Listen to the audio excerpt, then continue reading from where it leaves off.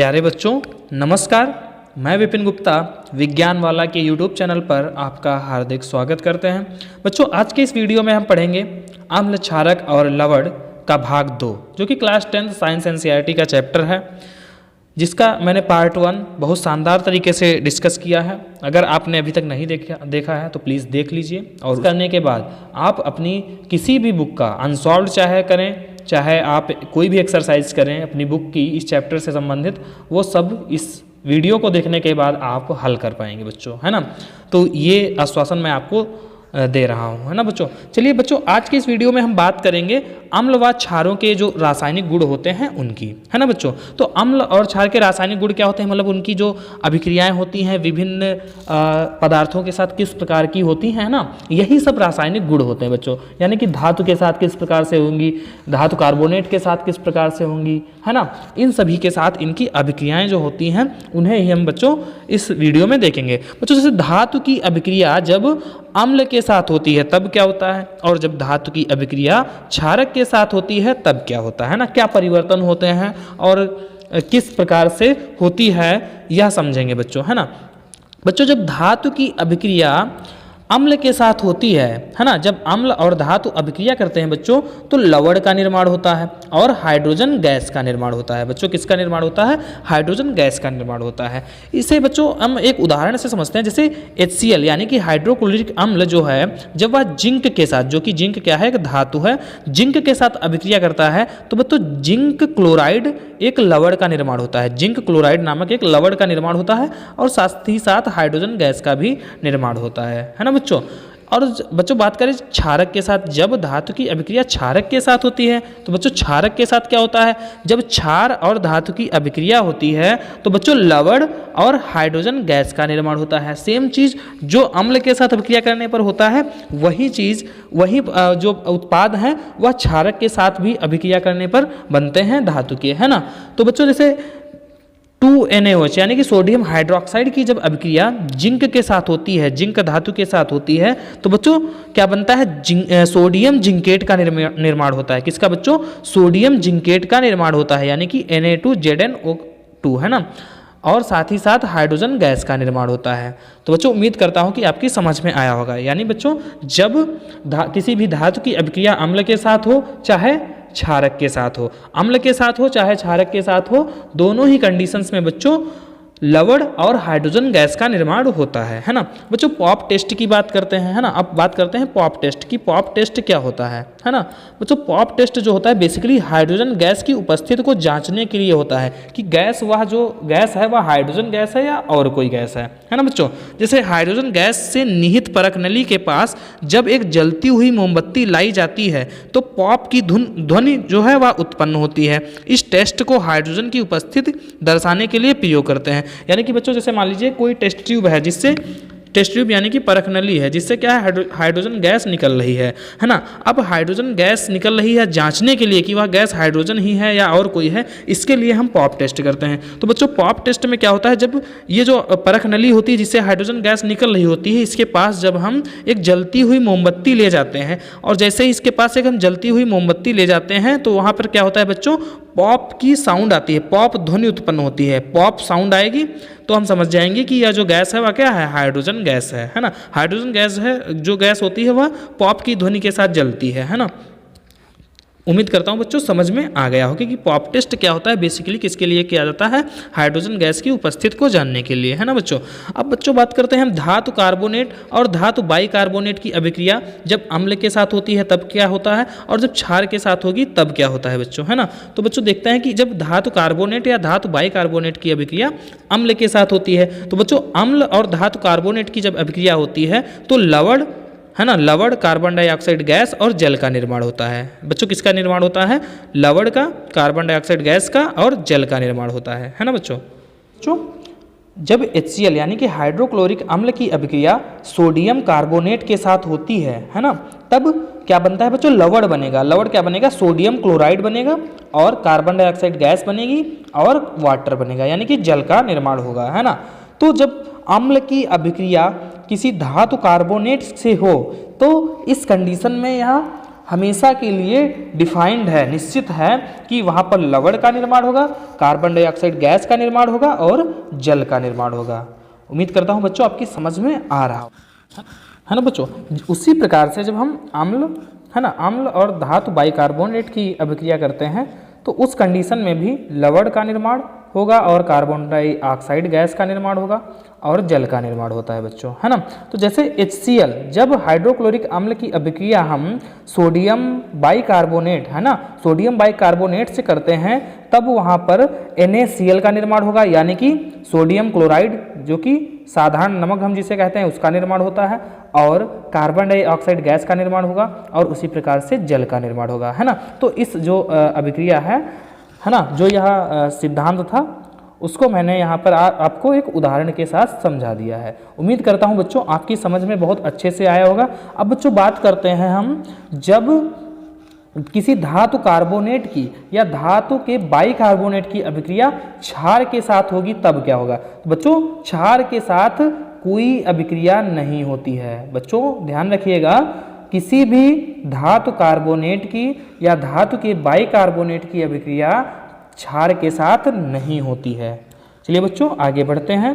बच्चों अब बात करते हैं हम चूने के पानी का टेस्ट, है ना।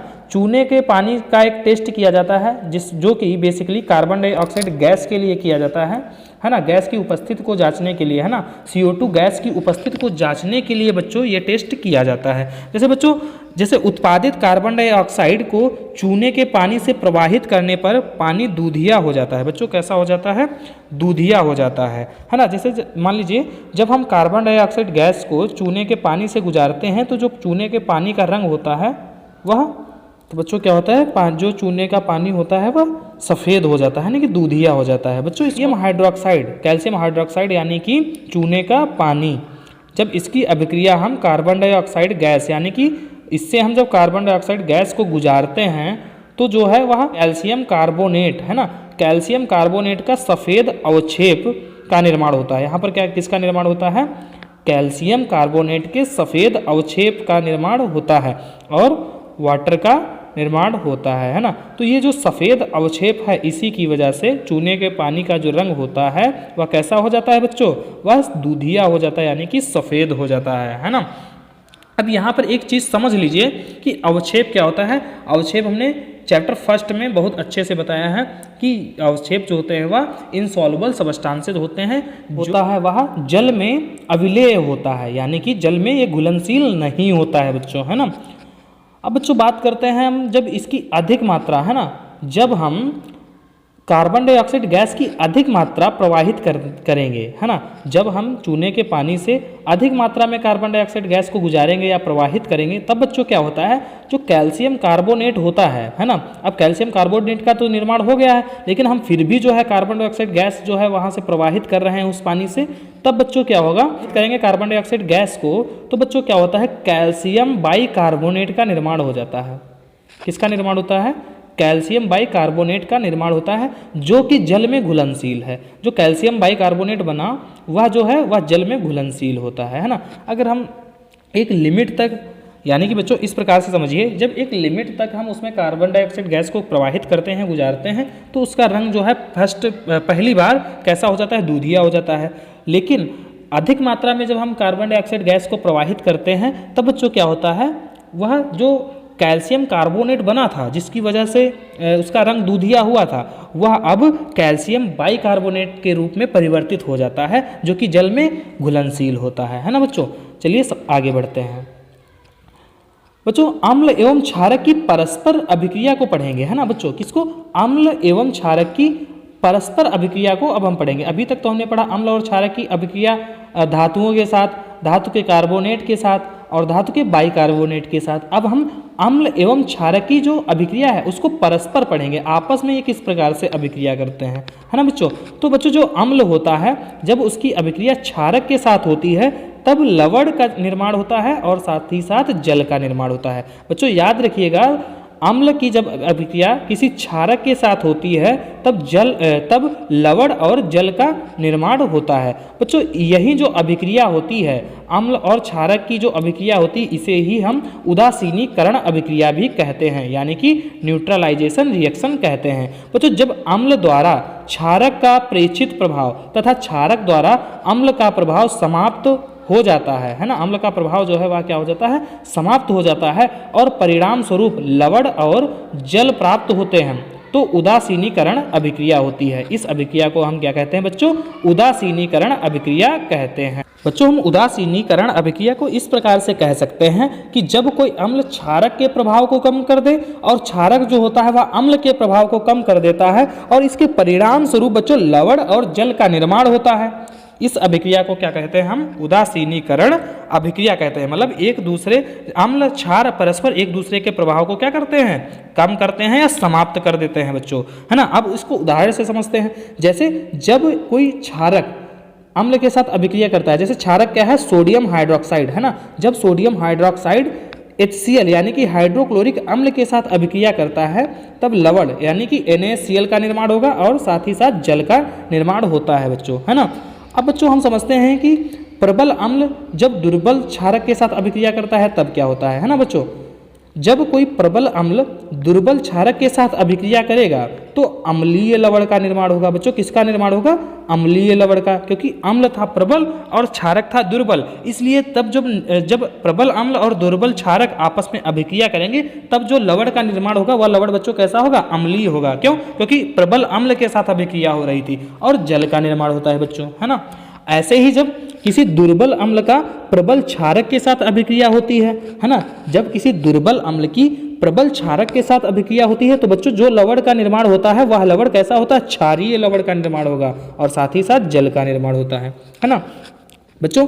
जब प्रबल अम्ल और प्रबल क्षारक की अभिक्रिया होती है तब बच्चों क्या होता है, उदासीन लवण का निर्माण होता है। तब जो वह लवण होता है वह ना तो अम्लीय होता है और ना ही क्षारीय होता है ना, वह कैसा होता है, उदासीन लवण होता है और जल का निर्माण होता है। तो उम्मीद करता हूँ बच्चों समझ में आ रहा है आपकी, है ना।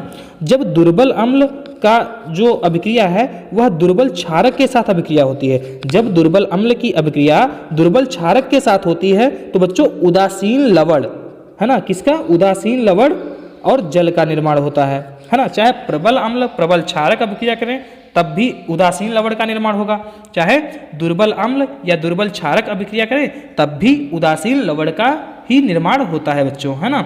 उम्मीद करता हूँ ये चीज़ आपकी समझ में आ रही होगी, है ना बच्चों, समझ रहे होंगे। अगर आपको अच्छा लग रहा है वीडियो तो प्लीज़ लाइक कीजिए, चैनल को सब्सक्राइब कीजिए और अपने दोस्तों में शेयर कीजिए, है ना बच्चों। अम्लों के साथ, है ना, अम्लों के साथ धात्विक ऑक्साइडों की अभिक्रिया। अब हम बच्चों बात करेंगे जो अम्ल होते हैं उनके साथ जो मेटेलिक ऑक्साइड्स होती हैं यानी कि धात्विक ऑक्साइड होती हैं, इनकी अभिक्रिया को हम अब पढ़ेंगे, है ना। जैसे कि बच्चों धात्विक ऑक्साइड जब अम्ल के साथ अभिक्रिया करते हैं तब बच्चों जब धात्विक ऑक्साइड अम्ल के साथ अभिक्रिया करते हैं तब लवण और जल का निर्माण होता है ना। किसका निर्माण होता है, लवण और जल का निर्माण होता है। जैसे कि बच्चों जब कॉपर ऑक्साइड की अभिक्रिया, है ना, ये क्या है, कॉपर ऑक्साइड क्या है, एक धात्विक ऑक्साइड है। जब कॉपर ऑक्साइड की अभिक्रिया हाइड्रोक्लोरिक अम्ल के साथ होती है तो बच्चों क्या बनता है, कॉपर क्लोराइड बनता है। किसका निर्माण होता है, कॉपर क्लोराइड का निर्माण होगा और जल का निर्माण होगा। बच्चों यह बात विशेष ध्यान रखिए, जब भी किसी धात्विक ऑक्साइड की अम्ल के साथ अभिक्रिया होगी बच्चों तब हमेशा लवण बनेगा और जल बनेगा, जैसा कि नीचे उदाहरण में मैंने आपको समझा दिया है ना बच्चों। और जो ये कॉपर क्लोराइड बनता है ना बच्चों, कॉपर क्लोराइड के बनने से विलयन का रंग नीला हो जाता है। कैसा हो जाता है, जो विलयन होता है ना ये एक्चुअली एक्वस होता है, तो जो ये विलयन होगा ना इसका रंग कैसा हो जाता है, नीला। नीला क्यों हो जाता है, कॉपर क्लोराइड की उपस्थिति के कारण। किसकी उपस्थिति के कारण, कॉपर क्लोराइड बनने के कारण जो विलयन होता है उसका रंग नीला हो जाता है ना बच्चों। बच्चों जो धात्विक ऑक्साइड की प्रवृत्ति जो होती है वह कैसी होती है बच्चों, क्षारीय होती है। बच्चों जो धात्विक ऑक्साइड होते हैं ये प्रकृति में कैसे होते हैं, क्षारीय होते हैं, इनकी प्रवृत्ति क्षारीय होती है। जैसे क्षार होते हैं उसी प्रकार से ये होते हैं धात्विक ऑक्साइड, है ना, क्योंकि ये अम्ल के साथ क्रिया करके लवण और जल बनाते हैं। क्या बच्चों बनाते हैं, ये अम्ल के साथ अभिक्रिया करके या क्रिया करके लवण और जल बनाते हैं। जैसे अम्ल के साथ अभिक्रिया करके, अम्ल के साथ जब क्षारक अभिक्रिया करते हैं तब वो भी अम्ल तब वो भी लवण और जल का ही निर्माण करते हैं। उसी प्रकार से जो धात्विक ऑक्साइड होते हैं जब वे अम्ल के साथ अभिक्रिया करते हैं तब वो भी लवण और जल का निर्माण करते हैं। इसलिए हम कह सकते हैं कि जो धात्विक ऑक्साइड होते हैं ना बच्चों, ये प्रवृत्ति में कैसे होते हैं? क्षारीय होते हैं। कैसे होते हैं? क्षारीय होते हैं। बच्चों इनके उदाहरण, कुछ उदाहरण हैं जैसे कि कॉपर ऑक्साइड और मैग्नीशियम ऑक्साइड, ये जो है वह धात्विक ऑक्साइड के उदाहरण है बच्चों, है ना। बच्चों बात करेंगे अधात्विक ऑक्साइड होते हैं जब ये क्षारों के साथ अभिक्रिया करते हैं तब क्या होता है बच्चों, है ना। जैसे अधात्विक ऑक्साइड जब किसी क्षार के साथ अभिक्रिया करता है तब लवण और जल का निर्माण होता है। किसका निर्माण होता है बच्चों? लवण और जल का निर्माण होता है। जैसे बच्चों अधात्विक ऑक्साइड क्या होता है? जैसे कार्बन डाइऑक्साइड जो है वह एक अधात्विक ऑक्साइड है ना। अधात्विक ऑक्साइड हम उनको कहते हैं जो अधातु से मिलकर बने होते हैं। वे ऑक्साइड जो अधातु से बने होते हैं उनको हम अधात्विक ऑक्साइड कहते हैं बच्चों, है ना। जैसे कार्बन डाइऑक्साइड की जब अभिक्रिया कैल्शियम हाइड्रोक्साइड के साथ होती है, जो कि एक क्या है? क्षार है। जब इसके साथ होती है तब बच्चों क्या होता है? कैल्शियम कार्बोनेट का निर्माण होता है, जो कि क्या है? एक लवण है। क्या है बच्चों? एक लवण है और साथ ही साथ जल का निर्माण होता है ना। तो यहाँ से हम यह समझ सकते हैं कि जब किसी अधात्विक ऑक्साइड की अभिक्रिया क्षार के साथ होती है तो हमेशा उसका लवण बनेगा और जल का निर्माण होता है ना। बच्चों जो अधात्विक ऑक्साइड होते हैं यह प्रवृत्ति में अम्लीय होते हैं। बच्चों कैसे होते हैं? अम्लीय होते हैं तथा विद्युत धारा प्रवाहित करते हैं, और इनमें विद्युत धारा क्या होती है? प्रवाहित होती है। बच्चों जो अधात्विक ऑक्साइड होते हैं वह प्रवृत्ति में कैसे होते हैं? अम्लीय होते हैं। क्यों? क्योंकि जिस प्रकार से जो अम्ल हैं वह क्षारक के साथ अभिक्रिया करके क्या बनाते हैं? लवण और जल का निर्माण करते हैं। उसी प्रकार से अधात्विक ऑक्साइड जो है वह क्षार के साथ अभिक्रिया करके लवण का निर्माण करते हैं और जल का निर्माण करते हैं। इसलिए हम कह सकते हैं जो अधात्विक ऑक्साइड होते हैं बच्चों वे प्रवृत्ति में अम्लीय होते हैं। कैसे होते हैं? अम्लीय होते हैं तथा विद्युत धारा प्रवाहित करते हैं, और इनमें विद्युत धारा प्रवाहित होती है ना। बच्चों अब हम बात करेंगे जलीय विलयन में अम्ल और क्षारक पर क्या प्रभाव पड़ता है ना। जलीय विलयन में अम्ल और क्षारक किस प्रकार से अपने गुणों को प्रदर्शित करते हैं, है ना बच्चों। तो हम इसको देखेंगे। जैसे कि बच्चों जल की उपस्थिति में अम्ल जो होते हैं, जल की उपस्थिति में अम्ल H+ आयन यानी कि हाइड्रोजन आयन उत्पन्न करते हैं। मैंने यहाँ पहले वीडियो में भी आपको बताया है बच्चों। H+ यानी कि हाइड्रोजन आयन या H3O+ जिसको हम हाइड्रोनियम आयन के रूप में कहते हैं, है ना, इसको हम हाइड्रोनियम आयन कहते हैं। तो जो H+ आयन है वह H3O+ यानी कि हाइड्रोनियम आयन के रूप में पाए जाते हैं।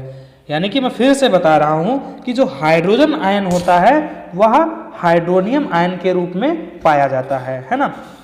ये किस प्रकार से बच्चों? अब हम देखेंगे कि जो हाइड्रोनियम आयन होता है इसका निर्माण कैसे होता है। जैसे बच्चों जो हाइड्रोजन आयन होता है जब वह जल के साथ अभिक्रिया करता है तब बच्चों क्या बना लेता है? H3O+, है ना, हाइड्रोनियम आयन का निर्माण कर लेता है। जैसे कि बच्चों हाइड्रोक्लोरिक अम्ल, जैसे कि जब अम्ल जो होता है यानी कि हाइड्रोक्लोरिक अम्ल जब जल के साथ अभिक्रिया करेगा तो बच्चों क्या बना लेगा? हाइड्रोनियम आयन बना लेगा और क्लोरीन का आयन बना लेगा। हाइड्रोनियम जो है वह कैटायन है क्योंकि पॉजिटिव है चार्ज इस पे, और जो क्लोरीन है वह एनायन है। क्यों? क्योंकि बच्चों इस पे जो है नेगेटिव चार्ज है ना। तो इस प्रकार से हाइड्रोनियम आयन का निर्माण होता है बच्चों। इसको जरा देख लीजिएगा, है ना, इसको थोड़ा सही से समझिए, है ना। चलिए अब बात करते हैं हम जल की उपस्थिति में क्षारक किस प्रकार का परिवर्तन दिखाते हैं। तो बच्चों जल की उपस्थिति में क्षारक OH- यानी कि हाइड्रोक्साइड आयन उत्पन्न करते हैं। किस प्रकार का आयन उत्पन्न करते हैं? OH-, जिसको हम हाइड्रोक्साइड आयन भी कहते हैं, है ना। तो बच्चों जब हम सोडियम हाइड्रोक्साइड जो कि क्या है? एक क्षार है ना, जब हम सोडियम हाइड्रोक्साइड को जल में घोलते हैं, है ना, क्या करते हैं? जल में घोलते हैं तब क्या होता है? सोडियम का कैटायन बनता है और साथ ही साथ OH माइनस यानी कि हाइड्रोक्साइल आयन का निर्माण होता है। तब सोडियम आयन और हाइड्रोक्साइड आयन का निर्माण होता है, चाहे हम इसको हाइड्रोक्साइड आयन कहें चाहे हम इसको हाइड्रोक्सिल आयन कहें, बात बच्चों बराबर है ना। अब बच्चों इसको एक हम और उदाहरण से देखते हैं, जैसे मैग्नीशियम हाइड्रोक्साइड है ना। जब मैग्नीशियम हाइड्रोक्साइड को जल में घोला जाता है ना, जब जल में इसको घोलते हैं तब मैग्नीशियम आयन बनता है और साथ ही साथ हाइड्रोक्साइड या हाइड्रोक्सिल आयन का निर्माण होता है ना। तो बच्चों अब हमने समझ लिया कि जो अम्ल होते हैं वह पानी में घुलने पर या जल में घुलने पर किस प्रकार के आयन उत्पन्न करते हैं, है ना। और उसी प्रकार से जो क्षारक होते हैं वह जल में घुलने पर किस प्रकार का आयन उत्पन्न करते हैं, है ना। इस चीज़ को हमने समझ लिया बच्चों। अब बच्चों जैसे सभी क्षारक है ना, जो क्षारक होते हैं बच्चों, जैसे सभी क्षारक जल में घुलनशील नहीं होते हैं। जल में घुलनशील क्षारक को क्षार कहते हैं, है ना बच्चों। जो क्षारक होते हैं ना, सभी क्षारक जल में नहीं घुलते हैं, लेकिन जो क्षारक जल में घुलनशील होते हैं उन्हीं को हम क्या कहते हैं, क्षार कहते हैं, है ना। उनको हम क्या कहते हैं, क्षार कहते हैं। बच्चों सभी क्षार क्षारक होते हैं, मतलब सभी क्षार क्षारक तो हैं परंतु सभी क्षारक क्षार नहीं होते। सभी क्षारक बच्चों क्षार इसलिए नहीं होते क्योंकि सभी क्षारक जल में घुलनशील नहीं होते, और क्षार हम उन्हें ही कहेंगे जो जल में घुलनशील होते हैं बच्चों।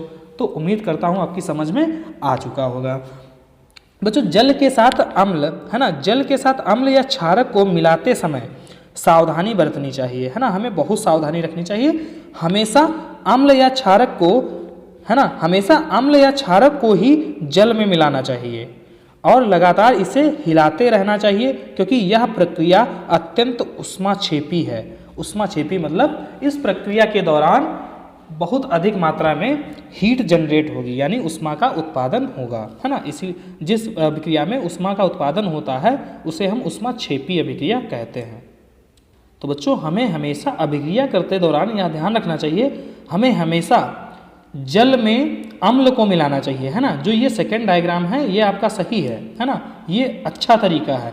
हमें हमेशा जल में ही अम्ल को मिलाना चाहिए, ये सही तरीका है। और हमें कभी भी बच्चों कभी भी हमें जल को अम्ल में नहीं मिलाना चाहिए, है ना। जल को अम्ल में नहीं मिलाना चाहिए। और इसका जो मैंने कारण बताया क्यों नहीं मिलाना चाहिए, क्योंकि यह जो अभिक्रिया होती है वह बहुत ही क्या होती है, ऊष्माक्षेपी होती है। कैसी होती है, ऊष्माक्षेपी होती है ना बच्चों। जैसे सांद्र अम्ल में क्या होता है बच्चों, सांद्र अम्ल में जल मिलाने पर उत्पन्न हुई ऊष्मा के कारण मिश्रण अस्खलित होकर बाहर आ सकता है। यानी कि जब हम सांद्र अम्ल यानी कि कॉन्सेंट्रेटेड अम्ल में जल मिला देंगे, है ना, जल मिलाएंगे अम्ल में, तो क्या होगा, बहुत अधिक ऊष्मा उत्पन्न होगी और जिसके कारण जो मिश्रण है अस्खलित यानी कि बाहर, मतलब वो रिएक्शन करके और कंट्रोल से बाहर हो जाएगा, है ना, अस्खलित हो जाएगा यानी कि बाहर आ जाएगा, है ना, उससे बाहर आ सकता है।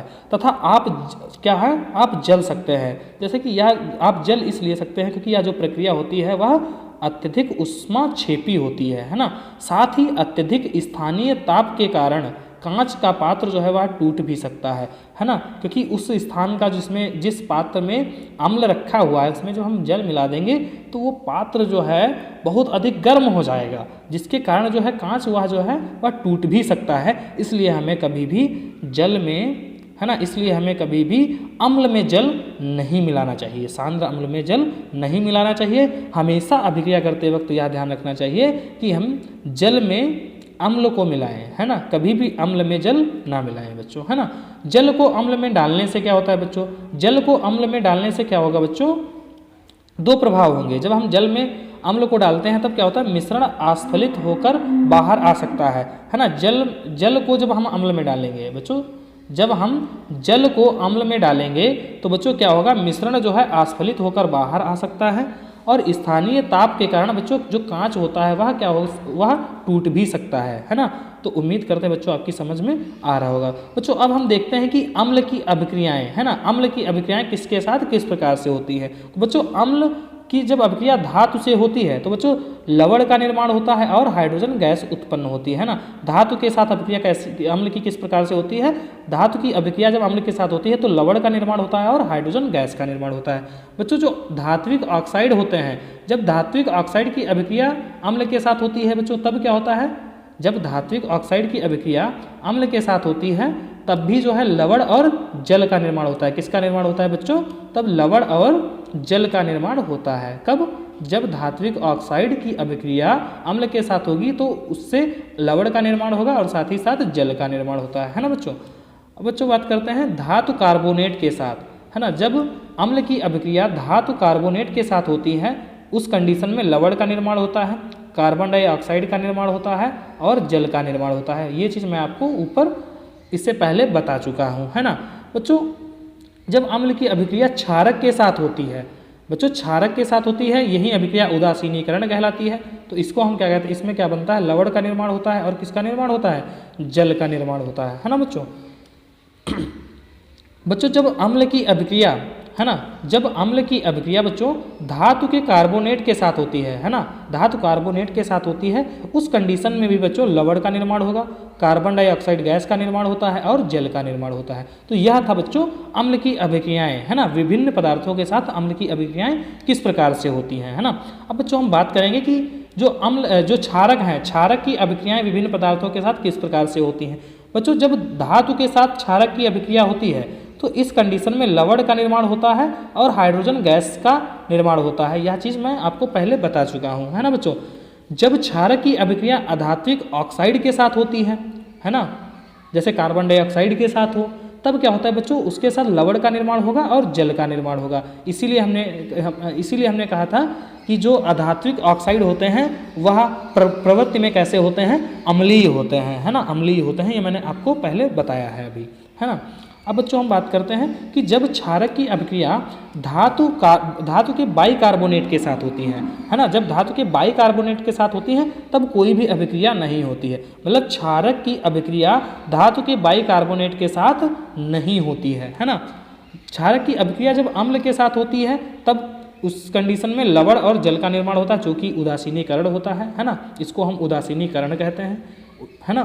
और जब बच्चों धातु कार्बोनेट के साथ क्षारक की अभिक्रिया होती है ना, धातु कार्बोनेट के साथ क्षारक की अभिक्रिया होती है तब भी कोई अभिक्रिया नहीं होती है। तो बच्चों क्षारक की अभिक्रियाएं दो पदार्थों में नहीं होती हैं, जैसे धातु के बाइकार्बोनेट के साथ क्षारक की कोई अभिक्रिया नहीं होगी और धातु के कार्बोनेट के साथ भी क्षारक की कोई भी अभिक्रिया नहीं होती है बच्चों, है ना। बच्चों अब हम बात करेंगे अम्लों व क्षारकों में समानताएं, है ना। अम्ल व क्षारक में क्या समानताएं होती हैं इनकी बात करते हैं बच्चों। सभी अम्ल और सभी क्षारक, है ना, सभी, है ना, अम्ल जो हैं H+ आयन उत्पन्न करते हैं। किस तरह के आयन उत्पन्न करते हैं? हाइड्रोजन आयन उत्पन्न करते हैं। जबकि जो क्षारक होते हैं सभी क्षारक OH- आयन उत्पन्न करते हैं बच्चों। यह अम्लों में समानता होती है कि वो सभी अम्ल हाइड्रोजन आयन उत्पन्न करेंगे और क्षारकों में यह समानता होती है कि सभी क्षारक हाइड्रोक्सिल यानी कि OH- आयन ही उत्पन्न करेंगे, है ना बच्चों। बच्चों जब कोई अम्ल या क्षारक, है ना, जब कोई अम्ल या क्षारक जल में मिलाया जाता है तो ये तनुकृत हो जाता है ना। जब भी कोई अम्ल या क्षारक जल में मिलाया जाएगा तो तनुकृत हो जाएगा। तनुकृत यानी कि पतला हो जाएगा। जल में मिलाने पर आयन की सांद्रता, है ना, जल में मिलाने की आयन की जो सांद्रता होती है कि जैसे कि हाइड्रोनियम आयन या हाइड्रोक्सिल आयन में प्रति इकाई आयतन की कमी हो जाती है ना। जैसे मान लीजिए जब ये कॉन्सेंट्रेटेड था, जो अम्ल या क्षार था वह जब कॉन्सेंट्रेटेड यानी कि सांद्र था, या तब इसमें जो हाइड्रोनियम आयन थे अम्ल में या हाइड्रोक्सिल आयन जो क्षारक में थे, इनकी प्रति इकाई आयतन जो था वह अधिक था, है ना।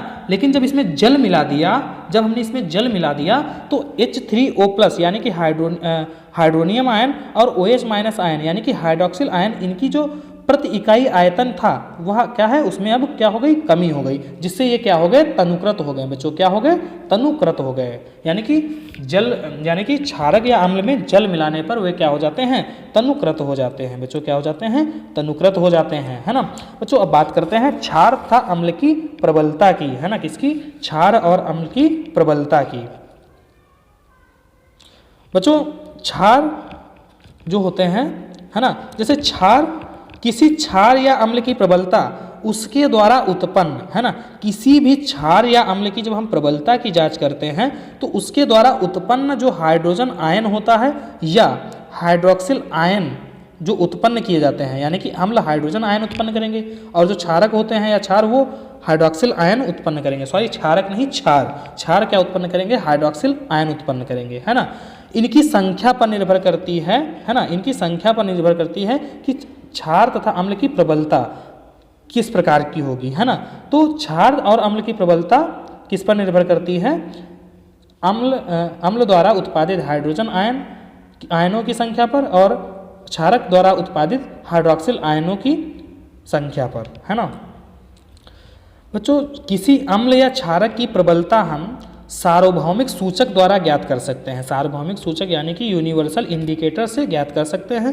बच्चों, ये यूनिवर्सल इंडिकेटर क्या होता है? ये होता है अनेक सूचकों का एक मिश्रण होता है। यूनिवर्सल इंडिकेटर अनेक सूचकों का एक मिश्रण होता है। बच्चों, यह सूचक किसी विलयन में हाइड्रोजन आयन की विभिन्न सांद्रता को विभिन्न रंगों में प्रदर्शित करते हैं। बच्चों, जो सार्वभौमिक सूचक होता है वह किसी विलयन में हाइड्रोजन आयन की जो विभिन्न सांद्रता होती है उनको विभिन्न रंगों में प्रदर्शित करते हैं। यही है क्या? यही यूनिवर्सल इंडिकेटर है बच्चों, है ना। बच्चों, पीएच स्केल की बात कर लेते हैं इसी साथ। पीएच स्केल जो होता है यानी कि पावर ऑफ हाइड्रोजन, है ना, किसी विलयन में उपस्थित हाइड्रोजन आयन की सांद्रता ज्ञात करने के लिए एक स्केल विकसित किया गया है जिसे हम पीएच स्केल कहते हैं। तो pH scale basically hydrogen ion की सांद्रता को ज्ञात करने के लिए विकसित किया गया है। बच्चों, पीएच में पी जो है उसका मतलब है पुंसांश। क्या है बच्चों? पुंसांश यानी कि पोटेंज, जिसको इंग्लिश में बोले तो पोटेंज, है ना, जो एक जर्मन शब्द है जिसका अर्थ होता है शक्ति। क्या होता है बच्चों? शक्ति। जो पोटेंज अर्थ है जो कि जर्मन शब्द है जिसका अर्थ क्या होता है? शक्ति होता है ना। पीएच 7 एक उदासीन विलयन होता है। जिस विलयन का पीएच 7 होगा तो हम कहेंगे कि वह जो विलयन है कैसा है? उदासीन है। अगर बच्चों पीएच 7 से कम है ना, पीएच 7 से कम है तो वह विलयन कैसा होगा? अम्लीय विलयन होता है। जैसे कि किसी पदार्थ का पीएच जो है वह 6 है तो हम क्या कहेंगे कि वह जो पदार्थ है कैसा है? अम्लीय है ना। जब पीएच 7 से अधिक होता है तो बच्चों हम कहते हैं कि वह जो पदार्थ है वह क्षारीय है, वह क्षारीय विलयन है। कैसा है बच्चों? क्षारीय विलयन है। जैसे मान लो किसी पदार्थ का, है ना, जैसे हम कहते हैं कि जो ब्लड होता है, ब्लड यानी कि रक्त, इसका जो पीएच होता है 7.5 होता है, 7.5 होता है। इसलिए हम कहते हैं जो रक्त होता है वह क्षारीय होता है ना। कैसा होता है? क्षारीय होता है।